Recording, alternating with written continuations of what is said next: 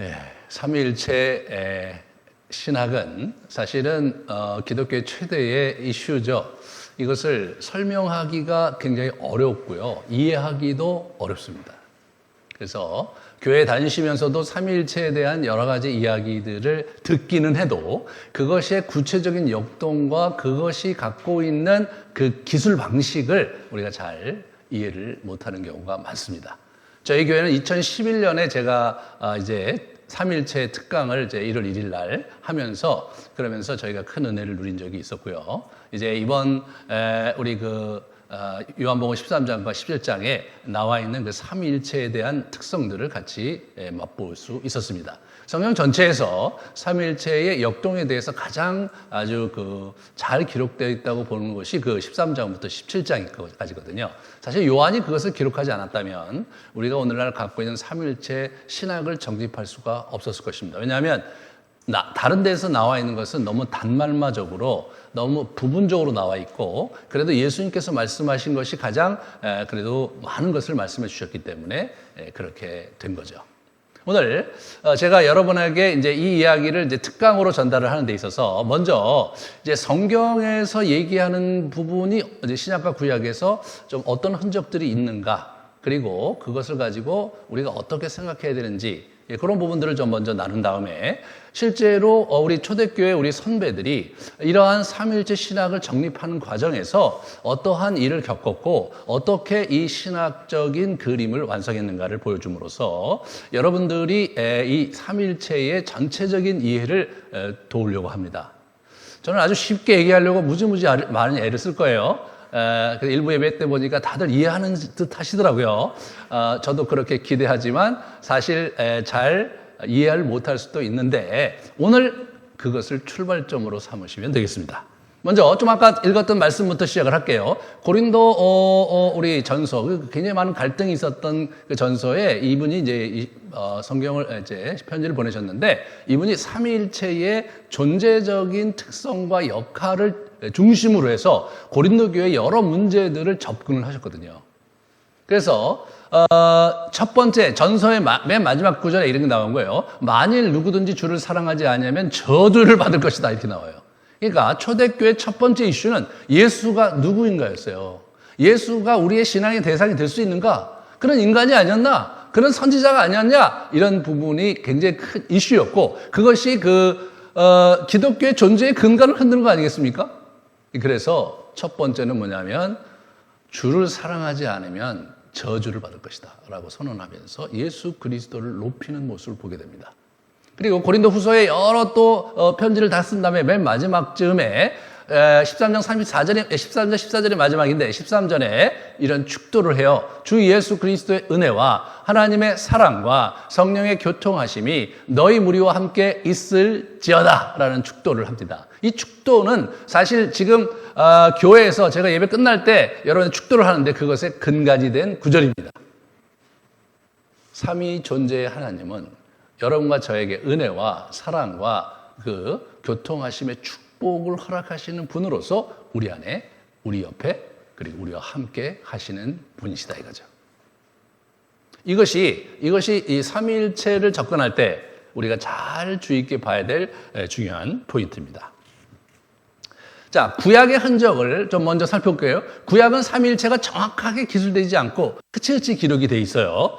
그런데 구약에 하나님이라고 쓰인 엘로힘이라는 단어를 썼는데 이 엘로힘이라는 그 임이라는 그 맨 마지막에 어미가 복수어미인 거예요.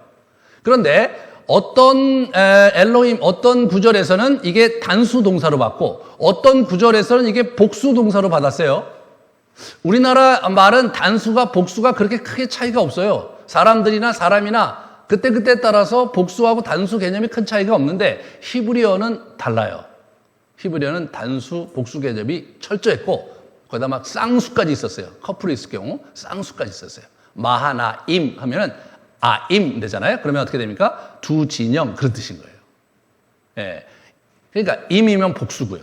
예. 그러니까 이분들이 수 개념이 철저했던 분들이 어떤 때는 복수 동사로 어떤 때는 단수 동사로 받은 것 이건 상당히 의미심장한 겁니다.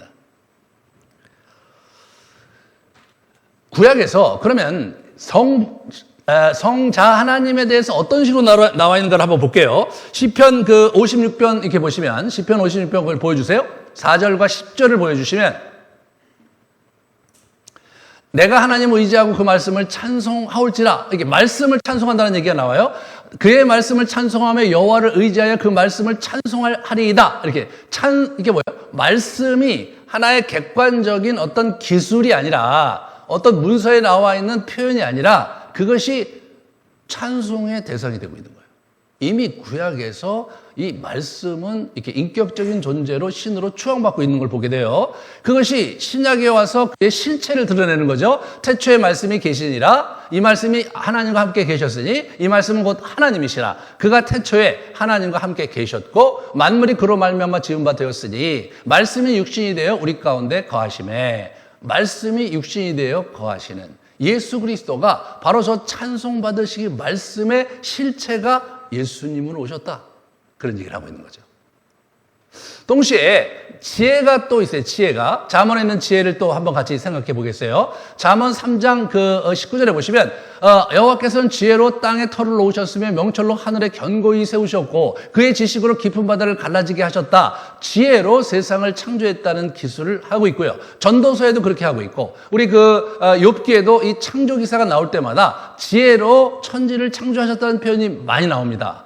이 지혜가 신약에 와서 그 실체를 드러내는데 하나님으로부터 나서 예수 그리스도 안에 있고 예수는 하나님으로부터 나와서 우리에게 지혜와 의로움과 거룩함과 구원함이 되셨으니 우리에게 지혜가 되셨다는 거예요. 이분이 바로 예수 그리스도라는 거죠. 구약에 말씀과 지혜가 있었는데 그것이 신약에 오면서 좀 더 구체적인 실체로 예수 그리스도로 실체화됐다. 이렇게 우리가 볼 수가 있는 겁니다. 그러면 하나님의 영에 대해서 같이 한번 생각해 볼게요. 네 번째, 하나님의 영에 대해서 우리가 같이 한번 생각해 보죠. 태초에 하나님이 천지를 창조하시니라. 1장 창세기. 땅이 혼돈하고 공허함이 흑암이 깊음 위에 있고 하나님의 영은 수면 위에 운행하시니라. 하나님의 영이라는 표현이 나오는 거예요. 저희 성령님이시거든요. 그다음에 시편 104편에 보면 주의 영을 보내사 그들을 창조하시고 주의 영이 또 그들을 창조하신 거예요. 자 보세요. 예수 그리스도의 말씀으로 계신 예수 그리스도가 지혜가 창조에 개입을 하셨습니다. 동시에 우리 성령께서 하나님의 영도 창조에 개입을 하신 거예요. 그냥 저기 수면 위에 이렇게 산보하다가 끝낸 게 아니라 그분도 거기서 창조의 기사에 동참하신 거예요. 그러니까 창세기 1장에 보면 우리가 우리의 형상을 따라 남자와 여자를 만들자 그래갖고 남자와 여자를 창조했는데 우리가 가라. 우리 갑자기 복수가 나와요. 그게 이제 창세기 1장에 주는 그 긴장이거든요.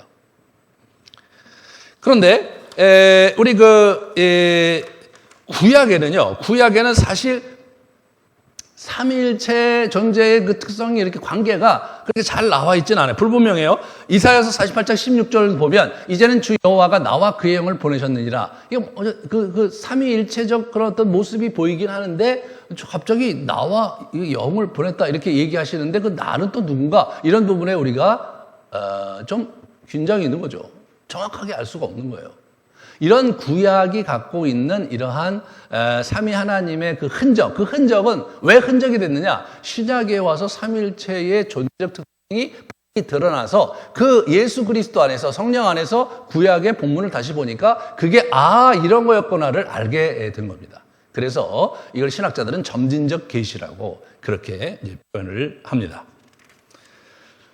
신약에 와서 예수 그리스도가 말씀이 육신이 돼서 오시면서 구체적으로 삼위일체의 존재의 실체가 이렇게 인지되고 기술되는 것을 보게 돼요. 요한복음 7장 3절을 보시면 영생 곧 유일하신 참 하나님과 그가 보내신 자 예수 그리스도를 아는 것이다. 이렇게 얘기하면서 하나님은 한 분이시고 또 하나님과 사람 사이의 중보도 한 분이시니 곧 사람이신 예수 그리스도시라 이렇게 얘기하면서 하나님과 예수님의 얘기가 전면에 부각이 되고 우리가 요한복음 17장에 보듯이 하나님과 예수님이 동등됨을 이렇게 갖는 존재로 예수님이 자꾸 자기 자신을 계시하는 장면을 우리가 보게 되는 거죠.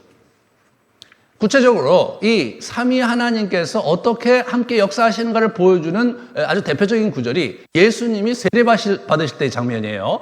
그래서 여기 보시면 우리 여기 보시면 마태복음 보시면 예수님 세례를 받으시고 곧 물에 올라오실 때 하늘이 열리고 하나님의 성령이 비둘기 같이 내려 자기 위에 임하심을 보시더니 하늘로부터 소리가 있어 말씀하시되 이는 내 사랑하는 아들이요 내 기뻐하는 자라 하시니라. 로 기술함으로 말미암아서 삼위 하나님께서 이 땅에 함께 일을 동역하시는 역동이 아주 잘 표현되어 있는 겁니다.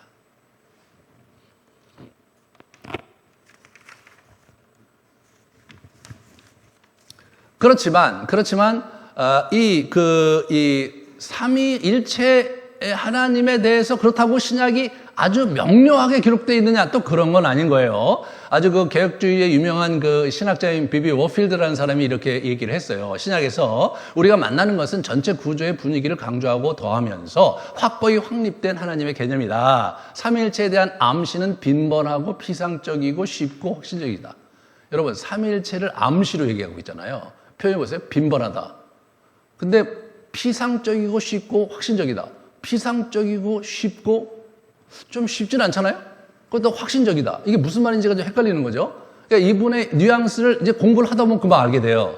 그만큼 삼위일체를 이렇게 기술하는 게 쉽지 않다. 이야기가 만만치 않다. 그런 의미를 내포하고 있죠. 성경의 진술에서 삼위일체 교리가 들려지는 것이 아니라 엿듣게 되는 것이다. 정확한 표현이에요. 엿듣게 되는 거예요. 성경은 삼위일체 신학을 정확하게 또는 삼위일체 되신 하나님의 역동과 그 상태를 정확하게 기술하려고 하기보다는 암시되어 있기 때문에 엿듣는 형태로 되는 거예요. 삼위일체는 확고히 주장되었다기보다는 암시되어 있다. 그러나 그것이 암시되어 있어서 구속의 하나님에 대한 모든 바울 사상을 결정하는 토대를 구성하고 있음을 보여주고 있다. 그래서 암시되어 있지만 이게 전제가 되어 있기 때문에 이제 그렇게 되어 있다는 거죠. 이게 그렇게 되어 있다는 거예요. 자, 그러면 이런 신학자들의 결론을 우리가 이제 보게 되면 사실은 신약 전체를 보면서 우리는 계속해서 하나님과 아들과 그리고 성령님에 대한 얘기를 이제 여기서 보는데 그걸 어떻게 통합적으로 이해해야 될지가 늘 곤혹스러운 거죠. 늘 곤혹스러운 거예요. 이런 곤혹스러움이 구체적으로 표현됐을 때가 초대교회예요. 그래서 초대교회에서 이 곤혹스러움 때문에 여러 가지 이해의 굴곡과 갈등, 그러면서 이단 이런 문제가 있으면서 서서히 성경에 있는 이 삼위일체의 존재적인 특성이 이렇게 우리 안에 이렇게 구체적으로 드러난 거예요.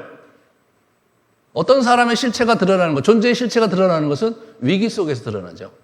네. 아주 그 사람의 어떤 삶의 방식에 위기가 오거나 여러 가지 어려움이 올 때 그 사람의 실체적 진실이 이게 드러나듯이 하나님에 대한 이 삼위일체에 존재하시는 하나님에 대한 그 실존적 실체가 성경에 이렇게 암시로 내재되어 있다가 공격을 받을 때, 이단들의 공격을 받을 때 그것이 이렇게 쭉 표면에 올라왔다는 거예요. 그래서 삼위일체란 말은 성경에 나와 있지도 않을 뿐만 아니라 성경은 삼위일체 신학에 대해서 구체적으로 기술하지 않았기 때문에 이것은 우리가 함께 이걸 이해하는 데 있어서 이것은 초대교회 역사 속에서 이 이슈가 어떻게 진전이 됐고 어떤 투쟁과 갈등이 있었는지를 이해하면서 그러면서 이게 삼위일체를 이해해야 훨씬 더 잘 이해할 수가 있어요. 그러니까 삼위일체 신학을 책을 보면 막 골치가 너무 아파요. 막 1000페이지, 2000페이지 이러거든요. 보다 보면 안 보고 싶죠. 안 보고 싶어요. 준비할 때 저도 책을 막 1500페이지짜리 책을 안 타놓고 보면서 이걸 내가 성도들한테 어떻게 가르치라고 이걸 1500페이지를 만들었나. 예. 제가 여러분 쉽게 아주 쌈박하게 소개할 테니까 잘 보세요. 자, 그래서 우리가 뭘 봐야 되냐면 초대교회의 이 이슈가 어떻게 진전됐고 종교회를 통해서 이 문제가 어떻게 극복됐는지를 같이 보겠습니다. 자, 같이 보겠어요. 첫 번째 사도신경이 이게 상당히 중요한 포인트였는데요. 그 내용을 좀 같이 볼까요? 신앙과 진리의 규범으로서 초대교회 때 이제 이것이 자리 잡게 돼요. 사도적 전통을 따르며 신앙의 상징으로 이 표현이 이제 완성이 되는데 이때 유대교, 이교주의 이런 것들이 사실은 이단이었기 때문에 그런 부분에서 대처하기 위해서 이 사도신경이 초창기에 있었던 거예요. 근데 근데 이 전통이 그러니까 어떤 그 신학적 이슈가 생길 때마다 함께 모여서 이러한 사도신경적인 기술 형태로 해서 이제 이렇게 우리의 믿는 바를 신앙 고백하는 형태로 대처를 해왔던 것이 이제 교회 역사입니다. 자, 그러면 그 다음 걸 보여주시면 세 가지 회의가 나와요. 이 회의를 통해서 이제 우리가 하나하나 극복을 하게 됩니다. 니케아 회의는 325년에 이제 동방교회 감독들이 니케아 회의에서 이제 이게 채택을 한 거예요. 예, 그런데 여기서는 성부 성자와 동일성 본질 문제가 이슈가 돼요. 그래서 예수가 나타난 거예요. 하나님은 알겠는데 예수는 또 누구냐? 그러면 예수와 하나님은 어떤 관계냐? 이것이 이제 사실 굉장히 큰 문제가 되고 그래서 이단이 나타났어요. 어떤 이단이 나타났냐면 사벨리우스 이단과 아리우스 이단이 나타났는데 이 사람들은 그 말도 안 되는 소리 하지 마라. 그냥 하나의 신인데 좀 양태가 다르고 서로 종속되어 이게 다른 거지. 그게 어떻게 세 개냐? 안 된다. 그렇게 주장했던 사람들이 저 사람들이에요. 그것을 여러분 잘 아셔야 돼요. 그것 때문에 니케아 회의가 열렸던 거예요. 자, 그 다음에 두 번째로 나온 것은 콘스탄티노플 회의인데 이때는 뭐냐면 150명의 감독들이 와서 채택을 했는데 그 다음 걸 보여주시면 삼위일체론에 있어서 성령론이 없었어요. 그러니까 니케아 회의는 예수와 하나님과의 관계만을 논의했기 때문에 그렇기 때문에 성령론의 이슈가 그대로 남아 있어서 그 성령론의 이슈를 다룬 것이 이제 56년 후에 있는 481년에 있는 콘스탄틴 그 노플의 회의였어요. 이때 이제 저런 이단들, 유사 본질파라는 이단들이 있었습니다. 그 다음 걸 보시면 칼케톤 회의. 이것은 뭐냐면 보여주세요. 네, 451년에 이제 회집이 됐는데 그 다음에 기독론이에요. 그러니까 예수 그리스도와 신성과 인성이 있는데 이게 어떻게 존재하느냐 이것 때문에 또 싸운 거예요. 이것 때문에 막 그렇게 하면서 이제 그 다음에 이런 이단들이 있어서 저걸 이제 결론을 내리게 된 거예요. 그러니까 우리가 삼위일체를 이해하려면 니케아 회의, 콘스탄티노플 회의, 칼케돈 회의를 우리가 알아야 되는데 그런데 그렇게 외우면요, 여러분 역사니까 맨날 들어도 그게 그 회의 갖고 막 힘들잖아요. 그게 뭐냐면 이렇게 생각하셔야 돼요. 첫 번째 이들의 이슈는 예수는 누군가였다. 예. 그래서 예수와 하나님 어떤 관계이냐 때문에 갈등이 있었는데 그거를 첫 번째 회의에서 그걸 정리를 했는데 그때는 예수가 이슈가 있었기 때문에 성령에 대한 얘기를 못했다. 그래서 그 다음에 56년 동안 이제 서로 여러 가지 이슈들이 있다가 그랬다가 성령이 누군가에 대해서 또다시 시비가 벌어졌다. 성령이 사실 성경에 보면 영향력이고 꼬봉처럼 나타나잖아요. 성령은 하나님 아니다, 신이 아니다 이런 얘기를 하는 사람이 나타난 거예요. 그래서 그거를 정리한 게 콘스탄티노플 회의예요. 자, 이게 끝났는 줄 알았는데 그러면 예수님이 신인 건 좋다 이거야. 인간이면 신인데 인간이면 신이 게 도대체 뭐고 어떤 방식으로 존재하는 분이 그분이냐라는 이슈가 생긴 거예요. 그래서 칼케톤 회의가 생긴 거다. 정리되셨죠? 자, 그럼 하나씩 한번 해보겠습니다. 이게 이제 이단들이 이제 이렇게 문제를 제기할 때마다 이제 여러 가지 이슈 속에서 성경의 근거로 해서 이분들이 그거를 하나하나 이제 대응하는 과정에서 세 가지 중요한 명제를 보게 돼요. 자, 보세요. 아버지와 아들과 성령이 하나님이냐? 그렇다 이렇게 돼요. 그 다음에 그러면 아버지가 성령이냐? 아니다. 아버지가 아들이지? 아니다. 아들이 성령이냐? 아니다 이거예요. 아니다 이거예요. 그러니까 이들이 yes, no를 한 거예요. 야, 하나님이 그러면은 아들이 하나님이냐? yes. 그럼 성령도 하나님이냐? yes. 그래? 그러면 아버지와 성령이 그러면 서로 같은 거야? 그건 아니야. 그럼 아버지와 아들이 그것도 아니고 그렇게 된 거예요. 그러다 보면 뭐예요? 굉장히 힘들죠.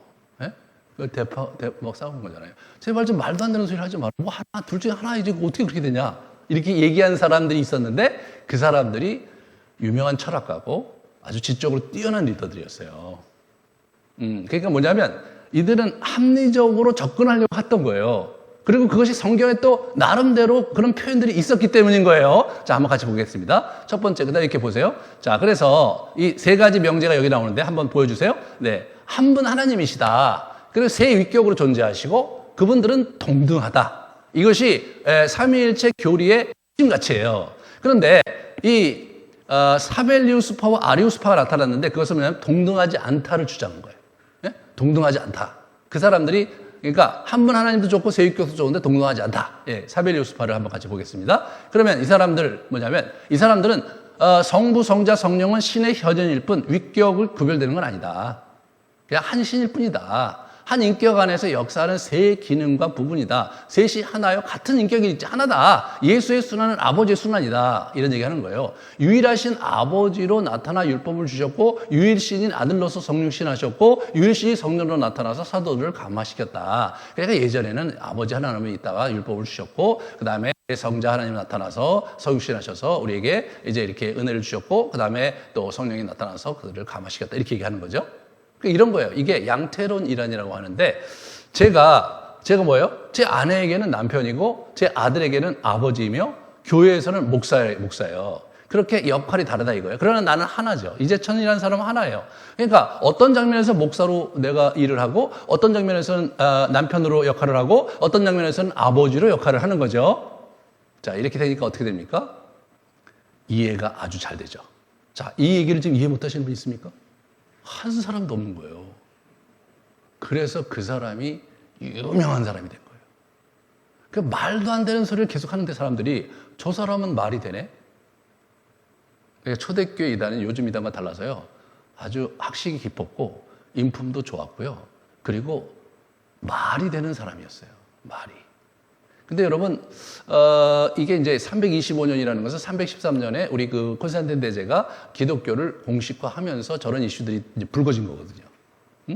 그 이전에는 저런 이슈들이 안 불거졌어요. 그 이전에 그 핍박 시대는 뭐냐면 열심히 기도하고 열심히 성령 만나고 삼일체 하나님과 교제하고 막 말씀 암송하고 막 그렇게 신앙생활을 했는데 근데 이게 어떻게 된 거냐면 콘스탄틴 대제가 기독교를 공인하는 걸 그쳐서 넘어서서 기독교를 엄청나게 지원했어요.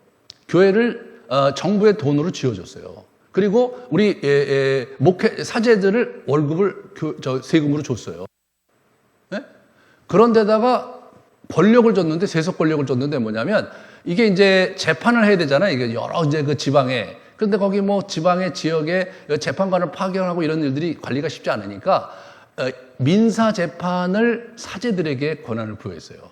그러면 이게 얼마나 큰 실권입니까, 여러분? 제가 이 방화동의 민사권을 내가 하고 있다고 어떻게 되는 거예요?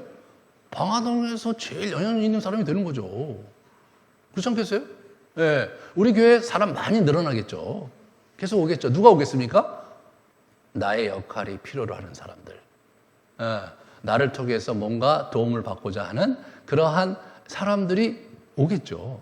그래서 초대교회가 그렇게 된 거예요, 갑자기. 그러니까 굉장히 학식 있는 사람들 또, 이제 입신양명하려는 사람들, 이런 여러 가지 있는 그런 학자들, 이런 사람들이 이제 온 거예요. 이 사람들이 와서, 이 사람들은 사실은 뭐냐면, 좀 하나님을 섬기고 이런 데 초점이 있었다기보다는, 나름대로 이제, 세상에 출세하는데 교회가 되게 중요하니까 온 거예요. 그러다 보니까 이 사람들은 상식선에서 기독교를 접근하기를 원했던 거죠. 당시에 뭐, 우리가 알고 있듯이 헬라 철학, 그 로마의 법제도가 있었기 때문에, 말이 되게 기독교를 믿고 싶었던 거예요. 근데 이 사벨리우스라는 사람이, 저 사람이, 저 보세요. 말이 되잖아요. 말이 되는 거예요, 저게. 근데 이게 이제 문제가 된 거죠. 그렇게 되면 어떻게 되는 거냐면, 삼위 하나님이 없어지잖아요. 성경에는 삼위 하나님이 하나님과 예수 그리스도가 완전히 성격이 다른 형태로 분명히 존재하는데 그거를 그냥 무색화시켜버리니까 이게 어떻게 됩니까? 그러면 뭐 하나님 한 분이 계시니까 그러면 십자가에 달려 돌아가시는 분은 하나님 달려 돌아가신 거네. 그건 또 말이 안 되잖아요. 그러니까 이 사람이 문제가 있는 거죠. 하지만 저 사람이 세력을 얻을 만한 이유는 있었던 거예요. 그거를 우리가 주목해야 돼요. 자, 두 번째로 아리우스라는 사람이 있었어요. 이 사람은 예수님이 하나님보다 못한 존재다라고 생각한 거예요. 뭐 여러분이 보시기에는 좀 이상할지 모르지만 왜 그렇게 생각했느냐? 이 사람이 설득력이 있어요. 예수님은 태어나셨으므로 창조된 피조물이다. 창세 전에 태어났다. 그러므로 모든 이 피조 세계가 태어나기 전에 제일 첫 번째로 태어나신 분이다. 그 성경에 실제로 태어났다고 창세 전에 하나님께서 예수님 낳으셨다고 나오거든요. 그러면 여러분 어떻게 돼요? 저 말에 설득력이 있죠. 아, 예수님께서 계시지 않았던 적이 있었던 거죠. 예수님은 근데 어떻게 돼요? 피조물인 거예요. 그럼 어떤 일이 벌어지냐? 예수는 피조물이니까 경배의 대상이 아니죠. 성경은 피조물을 경배의 대상으로 하는 것을 우상이라고 합니다. 그러면 어떻게 예수를 경배하는 것 자체가 문제가 되는 거예요. 그게 문제가 되는 거예요. 그냥 예수는 그냥 한 인간일 뿐인 거예요. 그러다가 어떻게 되냐면 인간으로 태어나 세례를 받을 때 하나님의 아들로 입양되었다는 표현을 쓰는 거예요. 그럼 인간으로 태어났는데 언제 그러면 하나님의 아들이 됐느냐? 저 때였다. 저 세례를 받을 때 그때 성령께서 또 하나님 음성이 들리면서 자의식이 됐다. 성자는 성부에 종속되어 있고 성자는 성부와 비슷하나 동일하진 않다. 분명히 인간보다는 뛰어난 존재고 또 하나님께서 귀하게 사용하시는 존재이긴 하지만 결코 하나님과 동등되지 않다. 그럼 어떻게 돼요? 예수님은 하나님이 아니죠. 그럼 이제 이게 그러면 성경에서 우리가 기존에 봤던 모든 것들이 이제 무색하게 되는 거예요. 그러면서 긴장이 막 초래되는 거예요. 그런데 저분이요, 이 아까 얘기했던 사벨리우스보다 훨씬 더 유명했어요.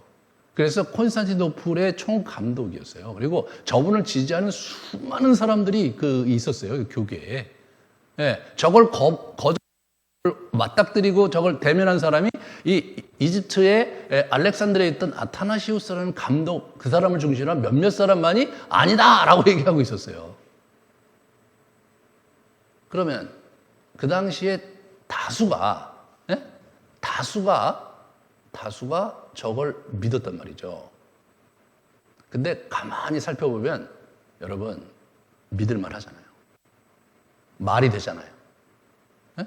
태어났으니까 아니 뭐 그렇다고 뭐 인간과 그런 건 존재는 아니다. 태어났으니까 이분은 하나님보다 못한 존재고 하나님이 참신이고 이분은 그냥 하나님의 꼬봉이다. 뭐 이렇게 생각하는 거예요. 그러면 사실 삼위일체 신학이 명료하게 이해가 되죠.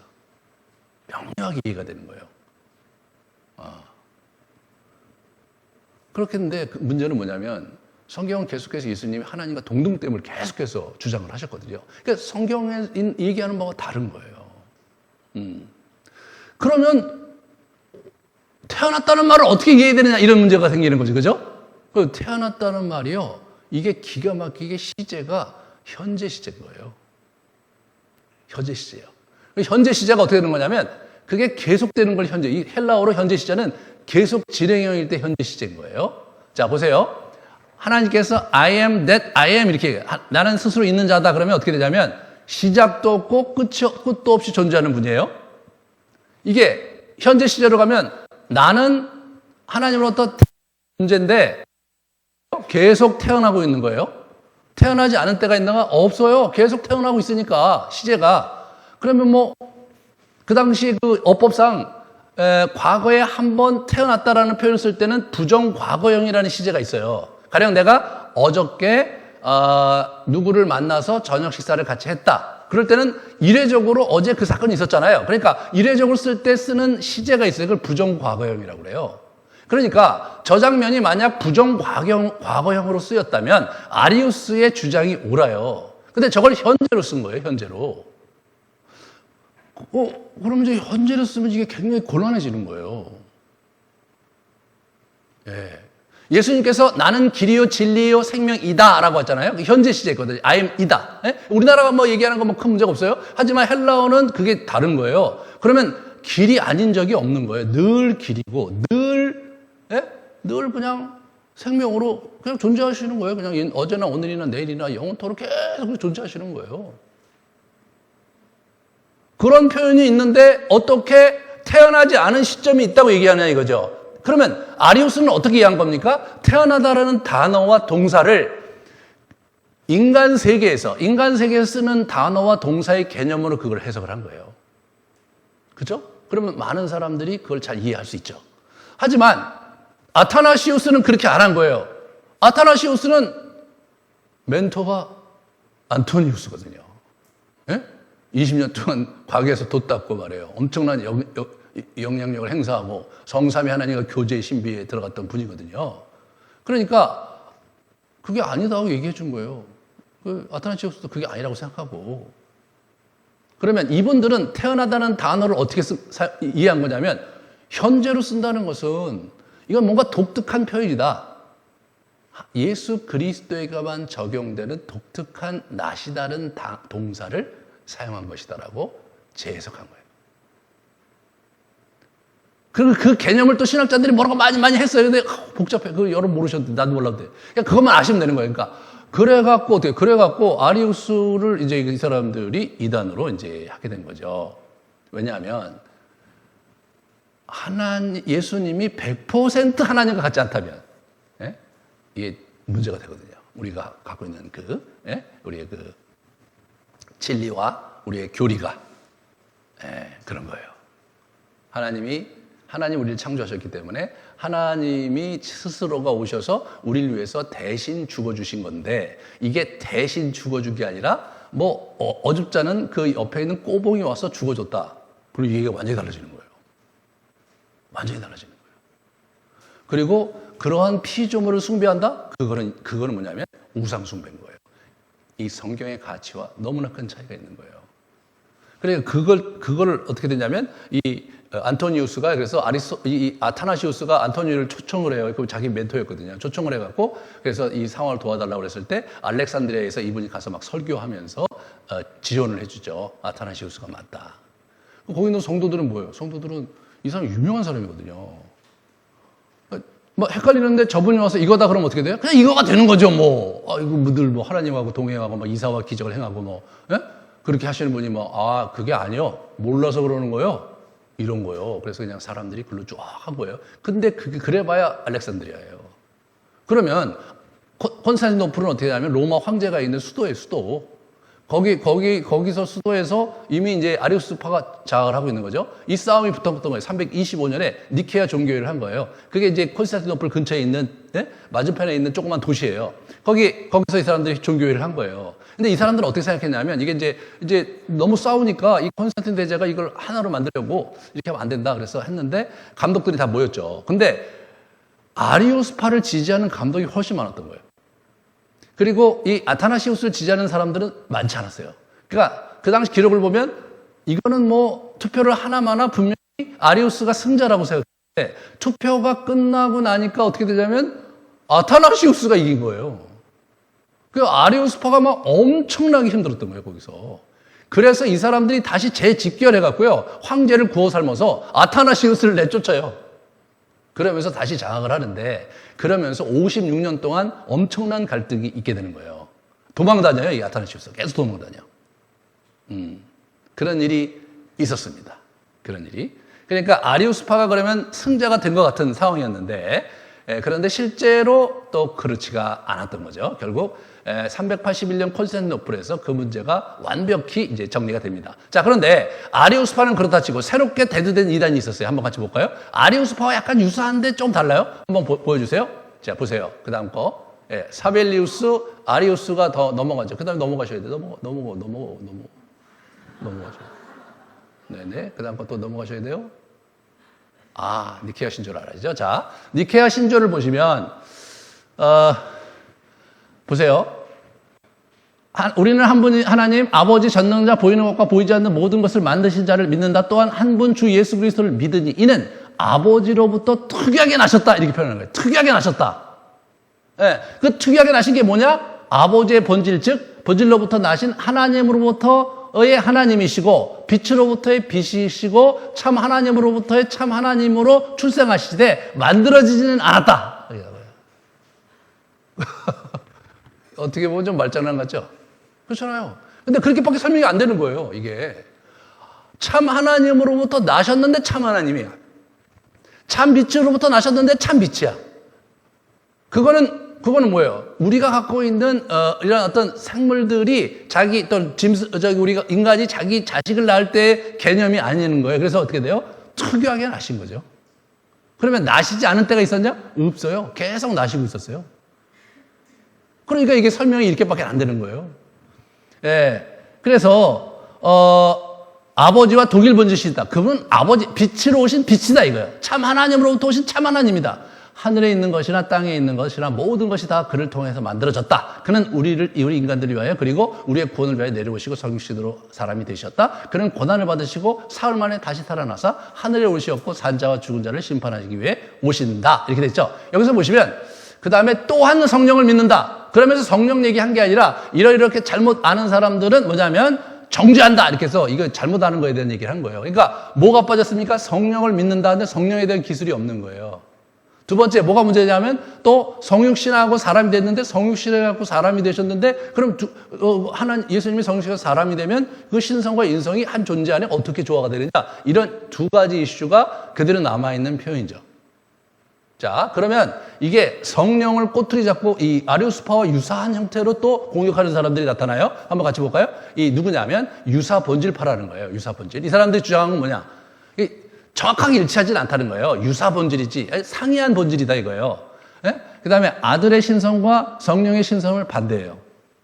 아들은 하나님으로부터 났고, 그죠? 이거 반대한 거죠. 그렇기 때문에 신성이 아니다. 아리우스가 얘기한 거예요. 근데 성령의 신성을 반대한다. 이게 이 친구들이 새롭게 주장을 하는 거죠. 왜? 성령은 또 하나님의 보내심을 받았고, 누굽니까? 하나님께서 발현하셨고, 또 아들이 발현한다는 얘기가 나오거든요. 이게 애들로 말하는 자들 뭐 이렇게 갖고 아주 묘하게 얘기한다 그런 얘기를 하는 거예요. 나시지 않은 아버지와 나신 아들과 본질적인 차이 있다. 동의되시죠? 예? 보세요. 나시지 않은 아버지와 나신 아들과 본질적인 차이가 있다. 말이 돼. 네, 말이 돼.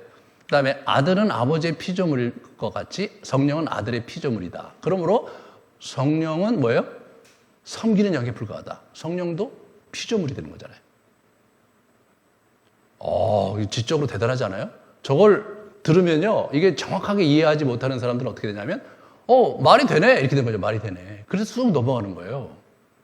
말이 안 되네 그런 사람도 있었던 거예요. 말이 안 되네. 이 사람들은 뭐냐면 정말로 삼위일체 하나님과 깊은 교제를 나누면서 막 수십 년씩 광야에서 하나님과 은밀한 동행을 하는 사람들이에요. 그런 사람들은 아니라고 그러는 거예요. 이게 왜 그러냐?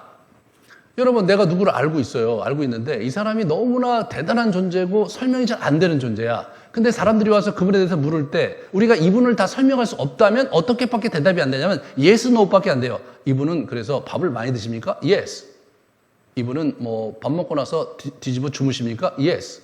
근데 이분은 그러면 밥을 하루에 10끼를 먹습니까? 그건 아니죠. 이렇게밖에 설명이 안 되는 거예요. 이 얘기를 듣다 보면 무슨 괴물이 돼. 괴물이 되는데 그렇다고 그럼 뭐예요? 이렇게 얘기하면 뭐라고 얘기하겠어요? 그냥 나도 그 이상 설명 안 되니까 직접 만나시죠. 이렇게밖에 안 되는 거예요. 지금 그 작업이 되는 거예요. 그 작업이. 그러니까 경험하고 있는 사람은 뭐예요? 나시지 않은 아버지와 나신 아들과 본질적인 차이가 있다. 그건 말은 되는데, 그러나 하나님과 아들의 경우는 안 맞아. 그렇게 하면 안 맞아. 자, 지금 뭐 나셨다는 표현이 어떻든지 모르겠는데 두 분은 같아. 이렇게 얘기하는 거죠. 네? 피조물 아니야. 성령님도 하나님 그 자신이야. 너 만나봐. 얘기해봤어? 할 말이 없죠.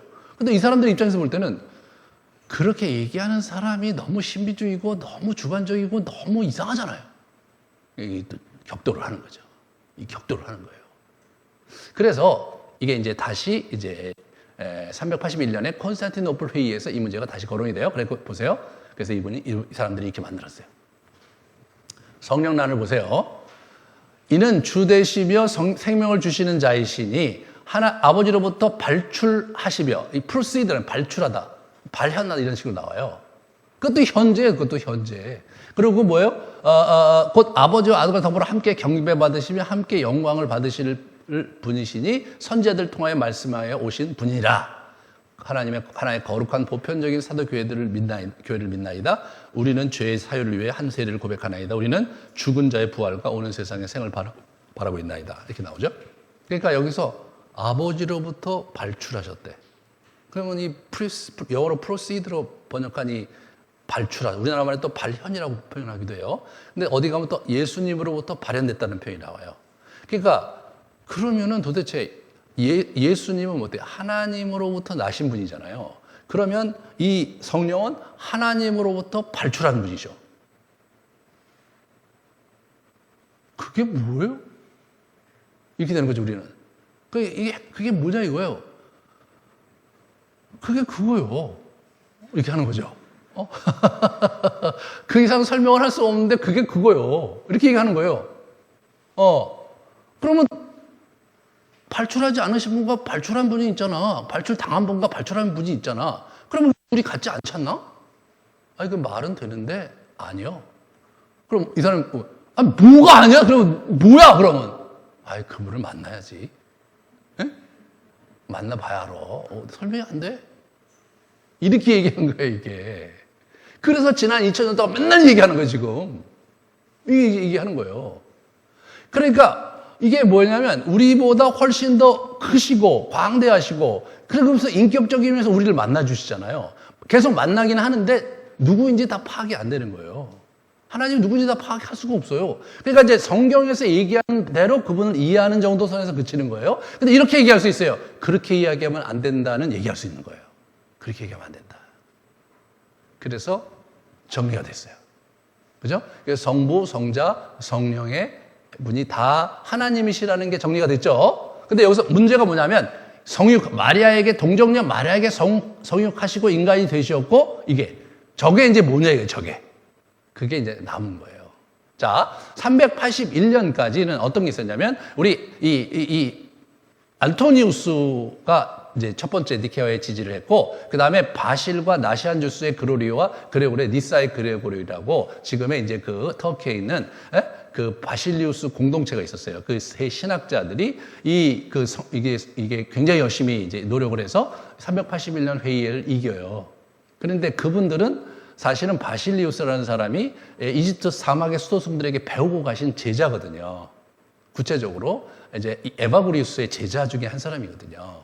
그러니까 어떻게 된 거냐면 이분들이 가서 그렇게 하고 있다가 이분들에 의해서 이게 땅땅땅 낸 거예요. 그러니까 결국 뭐냐? 이 사막의 수도사들이 직접 체감하고 만나고 있었던 그 경험이 그 단어를 재해석하게 해준 거예요. 네, 그런 거예요. 대부분의 일이 그래요. 그 분야에 대해서 그 분야에 우리가 진입을 하면 그 분야의 전문 용어로밖에 설명 안 되는 개념들이 있는 거잖아요. 그죠? 여러분들 그렇잖아요. 여러분 뭐 일하시는 분야가 그 개념으로밖에 설명이 안 되는 거예요. 안 되는 거예요. 그러니까 이게 언어가 굉장히 한계를 느낄 때가 많단 말이죠. 우리가 일을 하다 보면 어떤 분야에 깊이 들어가면 들어갈수록 언어 자체가 한계에 봉착을 한단 말이에요. 하나님도 마찬가지, 하나님에 관한 것도 이제 그렇게 된 거예요. 자, 그 다음에 이제 세 번째로 넘어가요. 세 번째. 이제 세 번째는 뭐가 남냐? 네스토리오스파라는 사람이 유티케스파 이런 사람들인데 이 사람은 이제 뭐냐면 예수 그리스도의 인성과 신성에 관련된 부분을 이슈를 삼은 거예요. 예수의 인성과 신성 중에 둘 중 하나를 강조하면서 이 사람들은 단성을 주장했어요. 예? 뭐냐면 인간 같은 신이다 또는 신 같은 인간이다 이렇게 얘기한 거예요. 그래서 여기 첫 번째 네스토리오스파는 뭐냐면 이분은 인성, 예? 그래서 두 개의 위격인데 이 사람들은 인간에 결국은 더 초점을 둔 거예요. 인간에게. 신성이 있지만 결국은 인간에게 귀속된다. 인성에. 그렇게 얘기를 한 거예요. 그 다음에 유티케테스 이 사람들은 뭐냐면 인성은 마치 포도주가 바다에 빠지면 흔적도 없이 사라지듯이 인성도 신성에 흡수되어 하나의 본성만이 남는다. 인성이 흡수된다는 거예요. 그게 이해하기 편하잖아요. 신인이다. 근데 신성이 이게 압도적이고 인성이 편입된다. 또는 인성인데 이 인성이 압도되고 신성이 여기에 흡수된다. 그렇게 되면 이해가 쉬워요. 그런데 두 개가 동등하게 있다. 이해가 안 돼요. 그러니까 초대교회 이단들은 합리적인 사람들이었어요. 초대교회 이단들은요, 학식이 풍부하고 나름대로 이성으로 사고하고 그 다음에 자기의 주장을 펼 수 있는 능력의 사람들이었던 거예요. 근데 이 다른 하나님을 직접 경험하고 있었던 사람들은 뭐냐? 이 사람들은 물론 그 말이 모르는 말은 아닌데 이거는 아니다. 그 얘기한 거예요. 이거는 아니다. 근데 재밌는 건 뭐냐면 이거는 아니다라고 생각하는 사람들이 더 많아진 거예요. 네? 성령의 역사가 있었던 거죠. 성령의 역사가 있었던 거예요. 자, 그래서 이제 451년에 451년 그부터 70년 후죠. 451년에 이게 이제 나온 거예요. 제 보세요. 여기 보세요. 맨 위에 보시면 우리는 한 분이시고 동일하신 우리 주 예수 그리스도를 고백하며 모두 일치하며 가르치는 바는 그 동일한 분은 신성에 있어서 완전하시며 동일하신 분이 인성에 있어서도 완전하시고 참으로 하나님이시며 참으로 사람이시며 참으로 하나님이시며 참으로 사람이시며 이렇게 된 거예요. 그러니까 밑에 보시면 한 분이시요 동일하신 그리스도 아들 주 독생자는 두 성품에 있어서 인식되되 혼합됨이 없으시며 변함이 없으시고 분리됨이 없으시며 분할됨이 없어요. 예. 그러니까 두 개가 완전히 구분되어 있다는 얘기를 강조하고 있는 거죠. 이 연합으로 인하여 양성의 차이가 결코 제거되지 아니하며 그 차이가 제거되지 그대로 있다는 거예요. 오히려 각 성의 특성이 그대로 보존되어서 한 품격 안에 한 품격 한 개체에 있어서 결합되어 있다. 그래야 두 품격으로 분할되거나 분리되지 않으신 분이시요 동일하신 아들 독생하신 말씀 주 예수 그리스도시라 이렇게 된 거예요. 이게 말이 막 장황하죠. 장황하다는 건 뭐예요? 그냥 해볼 도리가 없이 이렇게밖에 안 된다는 거예요. 이게 사변적으로 간 거잖아요. 이게 아니 변화됨이 없고 분리됨이 없고 분할됨이 없다 이거예요. 그러면서 양성의 차이가 결코 없다. 오히려 각성의 특성이 그대로 보존되어 있어서 한 품격 안에 한 개체에 있어서 결합되어 있다. 얘기 보다 보면요, 이게 무슨 말인지는 알겠는데, 그러면 예수님이 한 성품과 한 존재 안에 완전한 인성과 완전한 신성이 그죠? 두 개가 같이 공존하는데 둘이 성격을 그대로 띠면서 공존한다 이거잖아요, 그죠?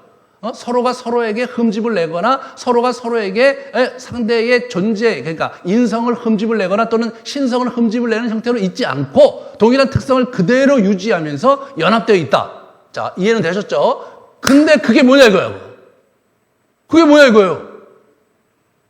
그거 모른다 이거예요. 그건 설명을 못해요. 거의. 설명 못하는 거예요. 제가 하나 예를 들게요. 여기 있단 말이에요. 여기 이렇게.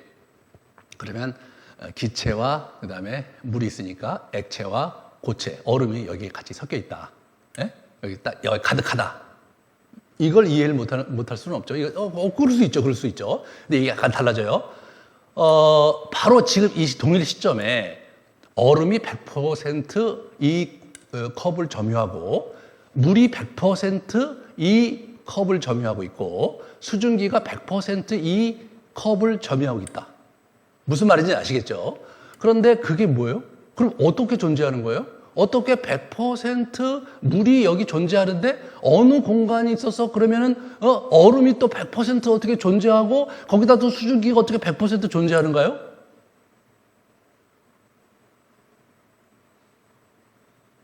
답이 안 나와요. 왜? 그런 건 세상에 없어요. 그런 건 이 세상에 있는 걸로 설명이 안 되는 거예요. 과학적인 어떤 증거를 댈 수도 없고, 그 다음에 어떤 철학적 개념으로 설명하기도 어렵고, 그 다음에 어디 가서 실전적으로 그런 것을 찾아보기가 매우 어려운 거. 없어요. 그런 게 어딨어요? 그런 게 없어요. 그럼 그런 게 없다고 치부를 하고 있단 말이에요? 그런데, 하나님을 만나보면 살아계시단 말이에요. 다른 이해를 못 하는데 그런 식으로 존재하신단 말이에요. 그 하나님을 사랑하고 경배하는 건 가능한데 우리의 이 좁아 터진 머리로 이해하기는 너무너무 힘들다는 거예요. 그게 이제 이 삼위일체의 그 신학이 그렇게 정립이 된 거예요. 자, 그 다음 걸 보여주세요. 그 다음 걸. 이단들이 이걸 기여한 거죠. 그래서 뭘 기여했느냐? 삼위일체론은 하나의 이론을 바탕으로 기독교의 영성이 형성된 게 아니라 초기 기독교의 살아있는 신앙, 그것이 하나님의 존재와 활동에 대한 삼위일체론적 어떻게 됩니까? 체험, 즉 초대교회 영성이 삼위일체론을 형성하도록 자극을 줬다 이거예요. 그걸 받으면서 그러면서 스스로 자기 내가 누군지 인식을 하는 거예요. 내가 누군지. 하나님 누군지 자꾸 인식하는 거예요. 여러분 부부싸움 하다 보면 그러잖아요. 옛날에는 잘 몰랐는데 내가 이것 때문에 기분 되게 나빠하네. 그럼 뭐라 그래? 그리고 상대가 막 이렇게 갈등이 있을 때마다 어떻게 되냐면 나한테 이런 모습이 있었구나. 나 이런 얘기를 되게 싫어하는구나. 나는 이런 데서 정말 못 고치겠네. 이런 게 드러난단 말이에요. 마치 그렇듯이 삼위일체의 존재적 신비도 그들의 공격을 받으면서 그 실체가 이렇게 표면적으로 드러난 거예요. 자, 그 다음 걸 보여주시면. 네. 그래서 이 삼위일체에 관한 신조는 하나님을 경험하고 인식하는 사유의 틀과 가이드라인이다 이거예요.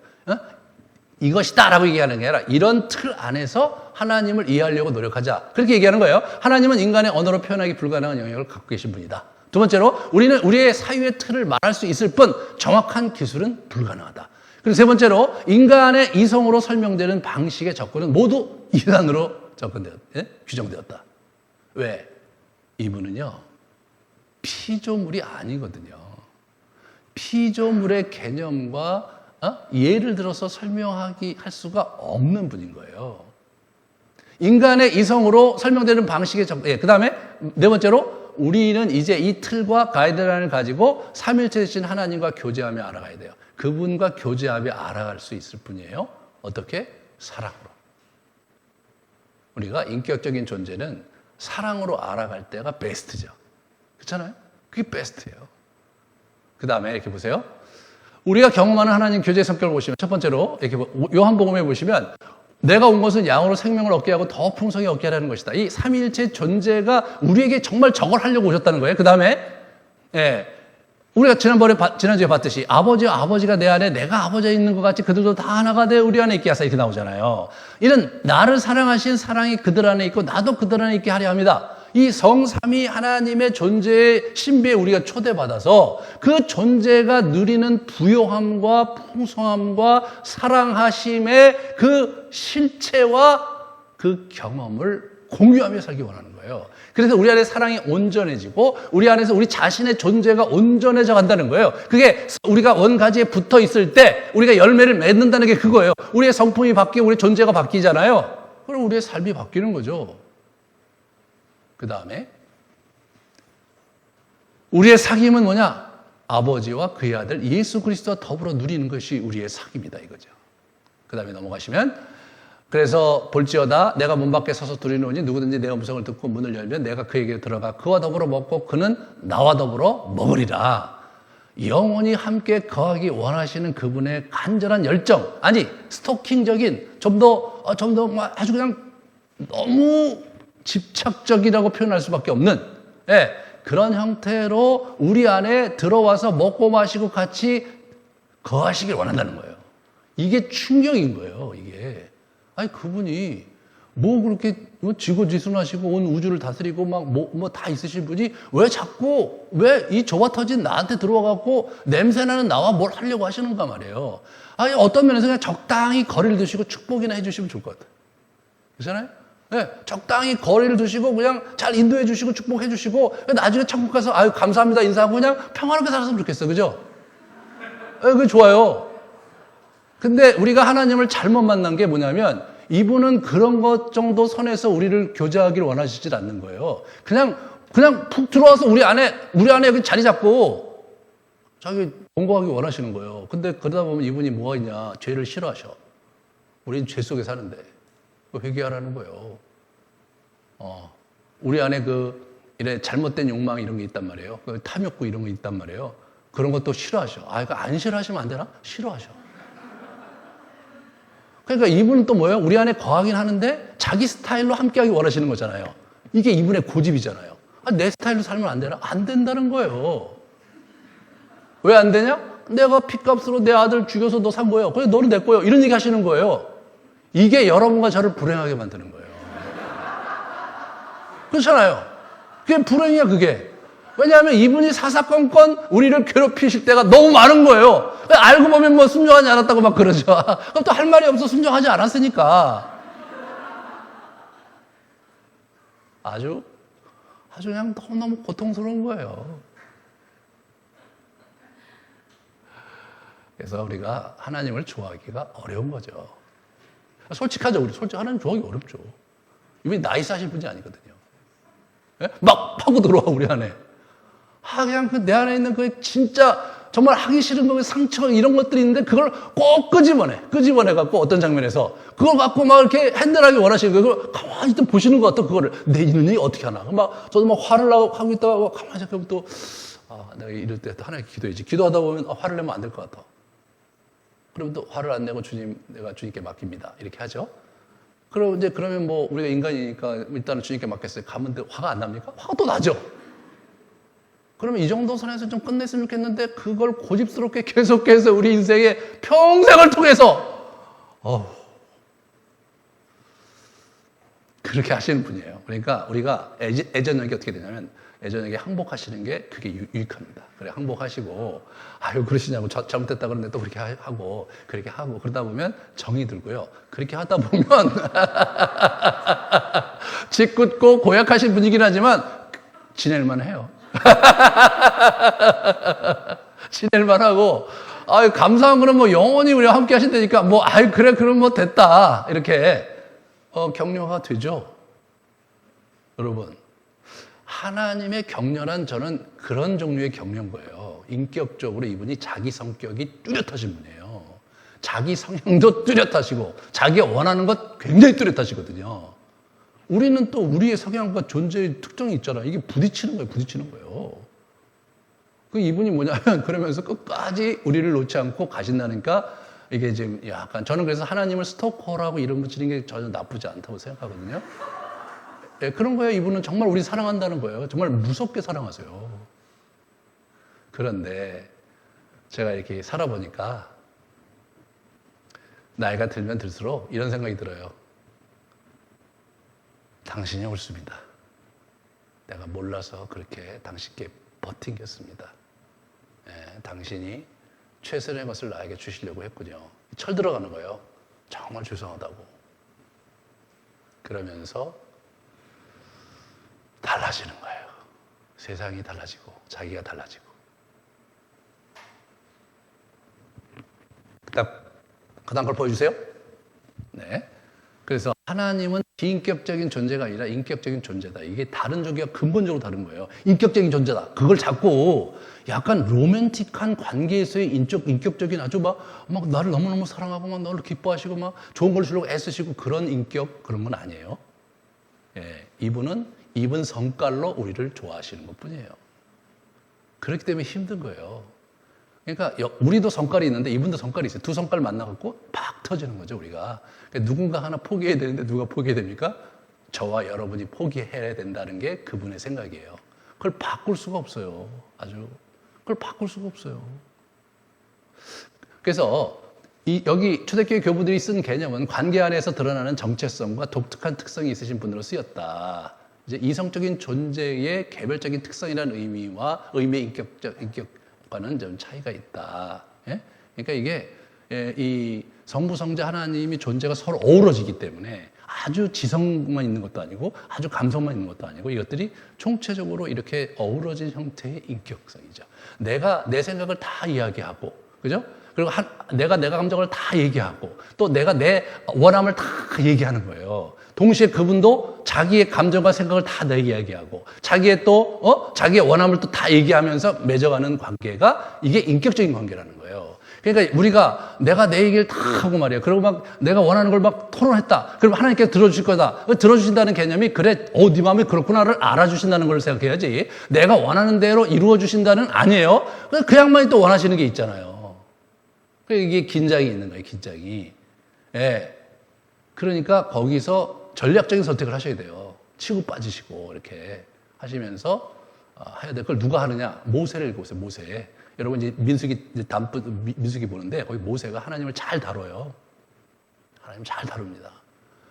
그렇게 왜 이렇게 지난 뭐 세월 동안 10번이나 백성들이 반역을 했는데 가만히 있다가 오늘따라 당신 왜 그러시는 거냐고 막 뭐라 그래요. 그럼 또 내가 안 하겠다 이렇게 얘기하시고.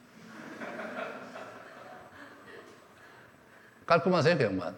깔끔하세요. 예. 덤비잖아요. 정당하게 덤비셔야 진리 가운데. 그러면 그냥 무장해제가 되고 내가 네 뜻대로 하겠다. 그런 하나님을 만나야 돼요. 그런 하나님을. 그 하나님을 만나야 여러분의 인생이 피는 거예요. 그분이 성격이 만만치 않고 깐깐하지만 진리 가운데서 내가 요구할 때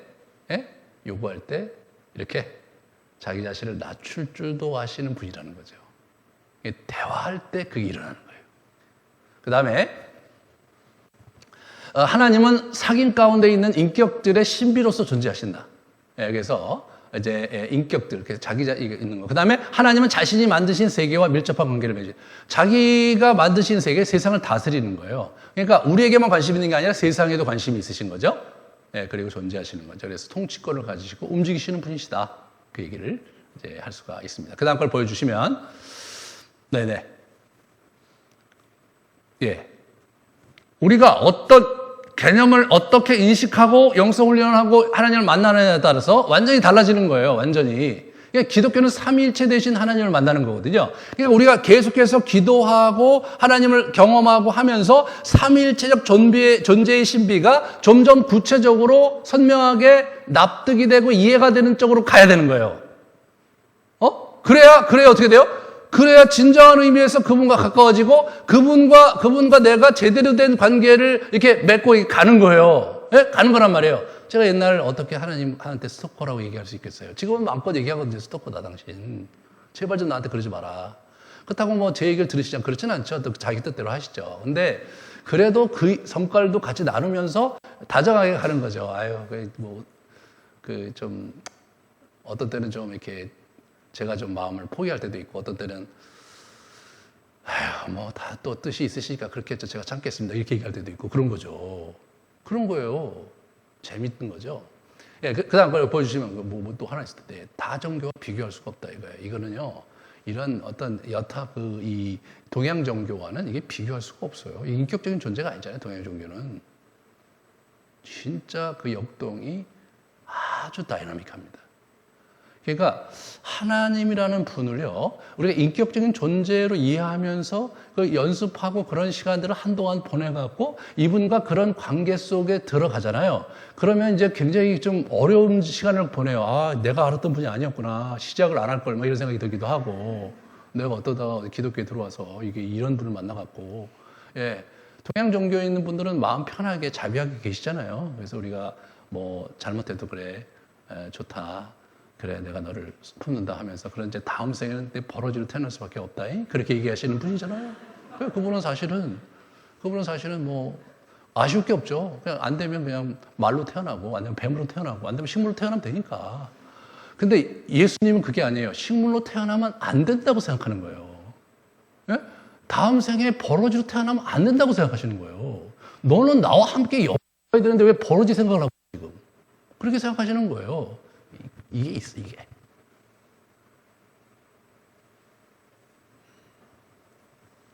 굉장히 드라마틱합니다. 엄청나게 드라마틱한 거예요. 그리고 가면 갈수록 흥미진진해지는 거예요, 이게요. 네, 그런 거예요. 제가 올해는 제가 LA 가고 내년에 제가 저 사막에 안토니우스가 갔는데 거기 제가 앉아있고 싶은 거예요. 네? 안토니우스가 경험했던 하나님을 그 자리에 앉아서 그 양반을 좀 이렇게 제가 가만히 좀 이렇게 그분께 머물고 싶은 거예요. 왜? 진짜 하고 싶거든요, 그게. 진짜 하고 싶은 거예요, 그게. 가면 갈수록 이분이 굉장히 매력적이에요. 재미도 있고, 때때로 딱 하시기도 하고, 그래요. 그 다음 걸 보여주시면. 자, 보세요. 다음 주부터 이제 민수기 하거든요. 여호와는 내게 복을 주시고 너를 지키기 원하시며 여호와는 그의 얼굴을 내게 비추사 은혜를 주시기 원하며 여호와는 그 얼굴을 내게로 향하사 뜨사 평강을 주시기를 원한다. 그죠? 지켜주시고 은혜를 주시고 평강, 저게 축복이란 말이에요. 저것을 우리 누굽니까? 우리 고린도 후서에 우리 바울이 저렇게 한 거예요. 예수 그리스도의 은혜와 하나님의 사랑과 성령의 교통하심이 너희 무리에게 함께 있을지어다. 그 다음 걸 보시면 형제들아 너희가 알지 못하기를 원치 않으노니 우리 조상들이 다 구름 아래 있고 바다 가운데 지나며 모세에게 속하여 다 구름과 바다 사이에 세례를 받고 다 같은 신령한 음식을 먹으며 다 같은 신령한 음료를 마셨으니 이는 그들을 따르는 신령한 반석으로부터 마셨음에 그 반석이 곧 그리스도다 이거예요. 네? 반석이 곧 그리스도다 이거예요. 그러니까 우리가 이제 이 광야와 같은 삶을 살아야 되잖아요. 지금 이 코로나 이후에 이게 심상치가 않잖아요. 우크라이나 왜 싸워갖고, 푸틴은 왜 거기 그렇게 있어갖고, 저 세계를 되게 어렵게 만들고 있잖아요. 네, 어렵게 만들고 있는 거예요. 그런 상황에서 우리가 이제 살아가야 되는 거예요. 네. 이 상황 속에 그리스도를 만나고 성령을 만나고 하나님을 만나면서 어우러질 때 위로와 힘과 소망을 지켜낼 수 있는 거예요. 여러분이 박 목사님과 우리 정 목사님 설교를 들으시면서 저 없을 때 그렇게 하나님을 깊이 만나시는 축복을 누리시기를 주님의 이름으로 축원합니다. 같이 우리 기도하시겠습니다.